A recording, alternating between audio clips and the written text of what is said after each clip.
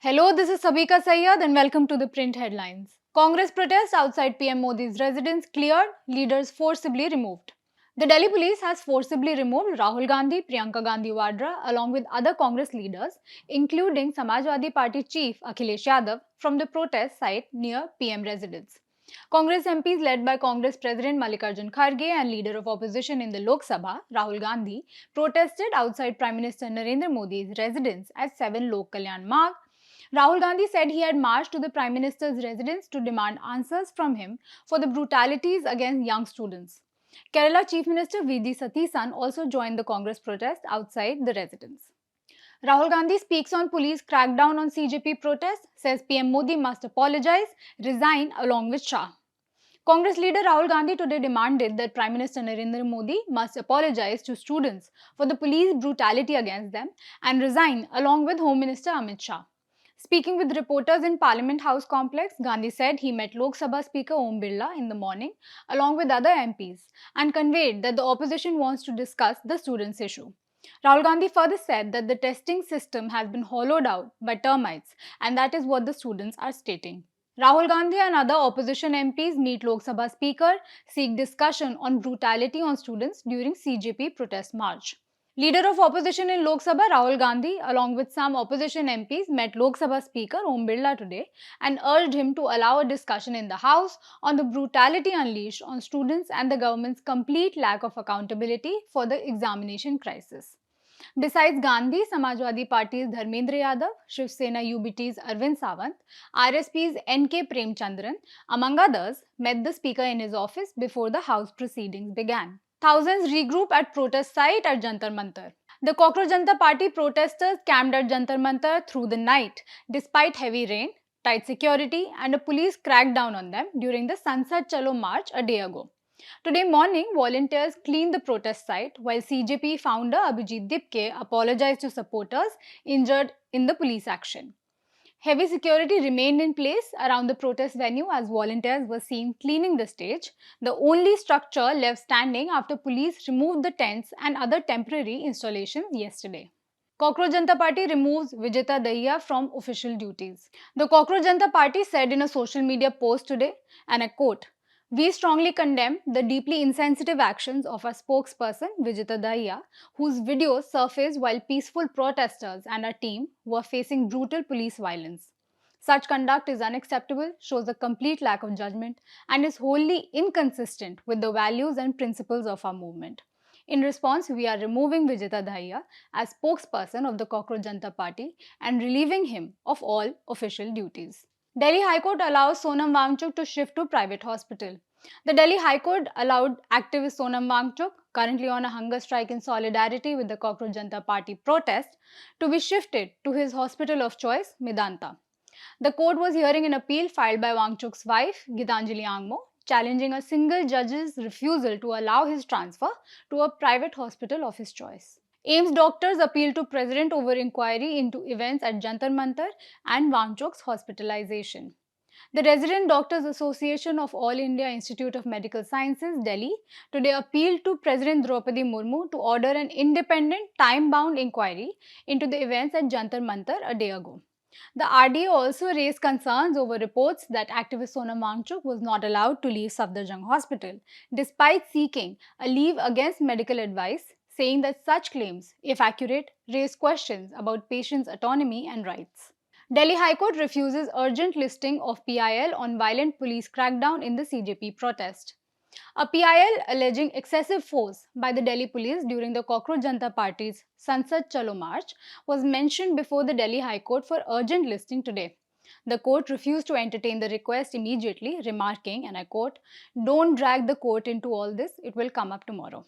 Health Minister JP Nadda, Rahul Gandhi and Priyanka Gandhi visit injured protesters. Union Health Minister JP Nadda today visited Ram Manohar Lohia Hospital or the RML Hospital in the national capital to meet people who were injured during the police action following the CJP protest march yesterday. Leader of opposition in the Lok Sabha, Rahul Gandhi and Congress MP Priyanka Gandhi Vadra met students admitted at the RML hospital after they were injured in police action during the CJP-led protest march to Parliament over the NEET paper leak issue and expressed solidarity with them.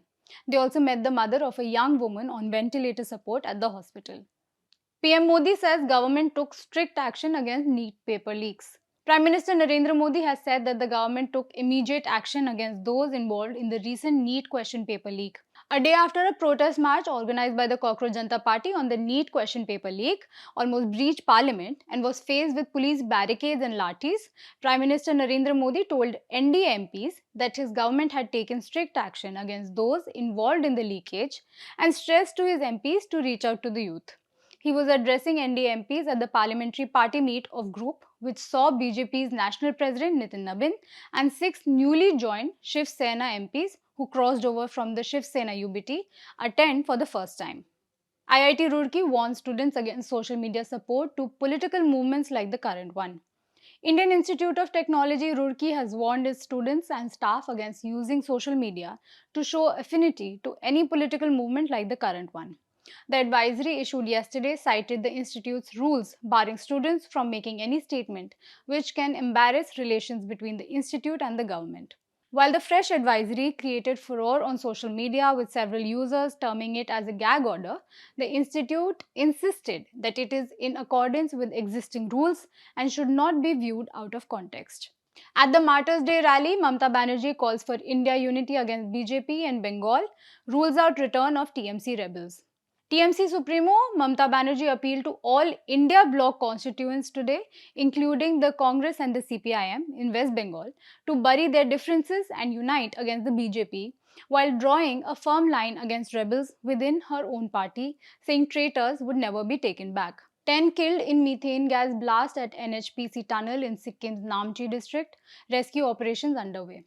At least 10 people were killed while several others remained trapped after a methane gas blast at an under construction tunnel of the NHPC Teesta State 6 hydroelectric in Sikkim's Namchi district yesterday, which led to it being partially damaged. The NHPC stated the blast happened due to a sudden burst of suspected methane gas trapped or embedded inside the rocks, which led to the explosion, generating dense fumes and toxic gas. Rescue operations are underway at the tunnel site in Samardung in the district's Julenge area. Supreme Court of India frees Kerala Waqf Board from state official supervision. The Supreme Court has liberated the Kerala Waqf Board from the supervision of a state official, indicating it can judicially intervene in case of egregious interference in a statutory body's day-to-day management. A three-judge bench headed by Chief Justice of India Suryakant passed the order while hearing the board's appeal against an interim order of the Kerala High Court on July 15. The High Court had directed that the State Waqf Board must function under the supervision of the Joint Additional Secretary of the Government. Supreme Court constituted Aravalli Committee opens 21-day window for feedback. The Supreme Court constituted Aravalli Committee has invited representations, suggestions and inputs from people on issues related to the Aravalli Hill Range. Formed on May 25, the high-powered committee has been tasked with conducting an independent review of the centre's report on the definition and delineation of the Aravalli Hill Range. India summoned the Russian charge d'affaires today and lodged a strong protest over the killing of 4 Indian seafarers aboard a Guinea-Bissau flagged merchant vessel off the coast of Ukraine. The Ministry of External Affairs said the Russian CDA, Vladimir Ladanov, was summoned and conveyed India's grave concerns and unequivocal condemnation over the attack on MV Golden Leo on July 19, which resulted in the deaths of 4 Indian nationals.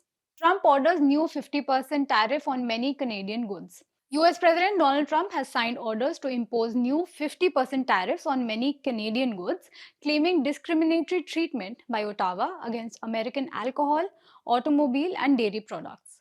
The tariffs take effect in 30 days and cover various items including wine, hockey sticks, and cement, the White House said. UK PM Burnham names Reynolds as business minister, Rayner for housing.